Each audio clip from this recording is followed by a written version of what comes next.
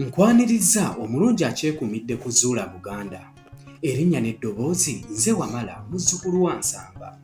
Olunaku olwaleero tukomyewo n'engero zaffe. Olugero lwa leero Wakikele ne Wamusu. Kyeweetemye Olwadde Bwowona Tokiiwa. Mu biseera eby'edda ennyo abayizi baali tebamanyi engeri ya kulyamu musu mwene oba emmangala. Wakikele ye yabayigiriza nga bwe tunaalaba mu lugero luno. Awo olwatuuka nga Wakikele babeera ba mukwano nnyo ne Wamusu era nga babeera mu maka gaabwe wamu. Naye olumu gye baakuba okutu ng'abayizi basiira embwa zaabwe nti nga bayigga Wamusu. Wamusu teyalwa n'adduma adduke ekibabu. Eky'omukisa omubi abayizi yabagwamu 5, kitaawe nga banyweza. Olwali okumukwata Wakikele mukwano gwe naye n'atuuka awaali abayizi. N'abagamba nti, abange, okulya Wamusu n'okumuwoomerwa obulungi temumukuba ku ssekalootera. Olwo nno nga Wamusu yeefiisizza era temumubabulako bwoya na muliro yadde okumusalaasala. Mumutwale eka musale oluwombo olunene ennyo, mumuseemu era mumulungemu omunnyo, ennyaanya, entungo ensiike era nga ensukule n'enswa ez'ekipooli. Musibe bulungi oluwombo, mumusaaniike mu ntamu, mufumbe. Mujja kulya Wamusu n'okwenuguuna mwenuguune. Ko abayizi nti, wamma Wakikele towogoka, luba terutadde era weebale kutuwa magezi malungi bwe gatyo. Abayizi bwe baatuuka eka nga bakola nga Wakikele bwe yabagamba. Baba bamaze okusiba oluwombo omuli Wamusu nga balubeteebeta okulussa mu ntamu. Wamusu n'asamba oluwombo ne lwabika, n'afuumuuka embiro yogayoga mu maka gaabwe ne Wakikele. Yali yenna avulubanye ebirungo ebyagala n'okwasa omuntu ennyindo. Wakikele olwamala okukulisa Wamusu okuwona mu mannyo g'empisi era n'okumugamba Wamusu nti, olabye bwe nkusalidde abayizi ag'enkolwa. Wamusu ng'atandika kwekomba birungo nga kyebiwooma kitalo butalo, bwe wamma nga yeemosoola ng'enkima erya eryenvu. Ko Wakikele nti, nange leka nkombeko. Ko Wamusu nti, nedda.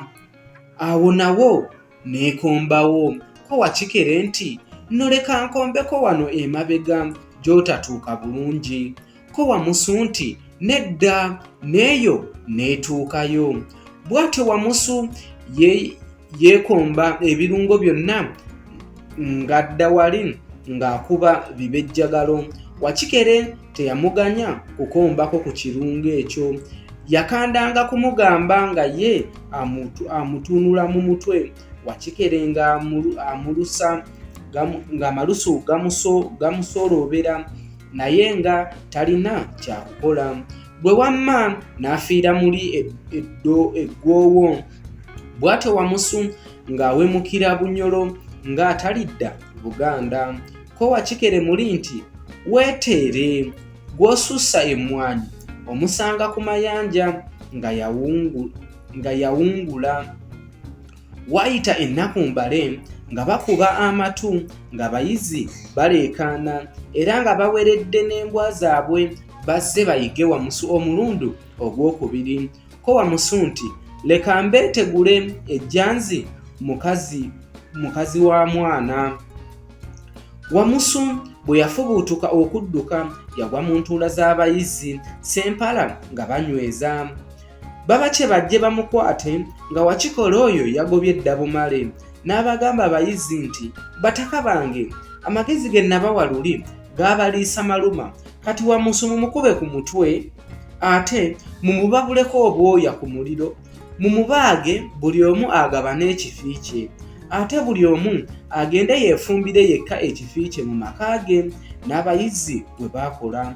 Olwo Wamusu nga bakoona ku Ssekalootera, nange awo we nalabira.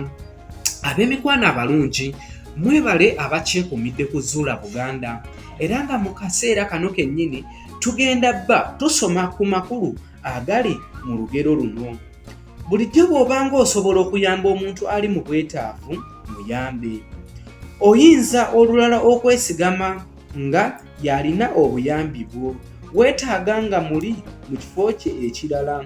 Bw'obanga wagaana okumuyamba oba okumuyisa n'obuntu bulamu, naye tagenda kukuyamba, bw'otyo ojja kubonaabona. Ekyokuyiga ekyokubiri, omuntu atakujjira bantu banne bamuyambe, bw'agwa mu kabi omulundi omulala abulwako omuntu amuyamba, kubanga baba bamanyi nti muntu wa mpisa mbi. Ate mu nsi muno mujjuddemu abantu abajjukira abantu ababayamba bwe baamala okunoonyezebwa emitawaana gyabwe, ng'abantu ababayamba babasuula mu guluka. Omuganda kyeyava agera engero zino wammanga, gwowonya eggere mwatu yali kusambya, oba nti akabwa keweeyolera ke kakuluma enteega, oba nti esomoka tewoloma, oba nti Kyeweetema Olwadde Bwowona Tokibwa, oba nti akivaamu yakiyita ekyato. Abantu baba batono abeebaza. Mu myaka egy'emabegako eyo twafuna eŋŋombo egamba nti mwalima ddala, awo nno abantu abamu bw'omala okubayamba nga tebakyakufaako, era nga tebakyayagalira ddala na kukulabako. Empisa ey'engeri eno si ntuufu, ate eyonoona entegeeragana eyandizeewo wakati w'amawanga ag'enjawulo agabeera mu nsi emu. Mwe mutyo mwebale kwekuumira kuzuula Buganda, era nga nkusaba alabye subscribinga kweno channel, teekawo endowooza yo mu kabokisi ako, sharinga akatambi kano n'omuntu omulala, ate olundi osobole okwekuumirako. Mwebale abasobodde okubeerako olunaku olwaleero. Ayi Ssaabasajja Kabaka awangaale, Maaso Moogi Musota, Omuteregga Beene Lukoma n'atawetwa, Ssemanda agamenya embazzi era ng'egamu agagizaawo. Wangaala Ayi Ssaabasajja Kabaka.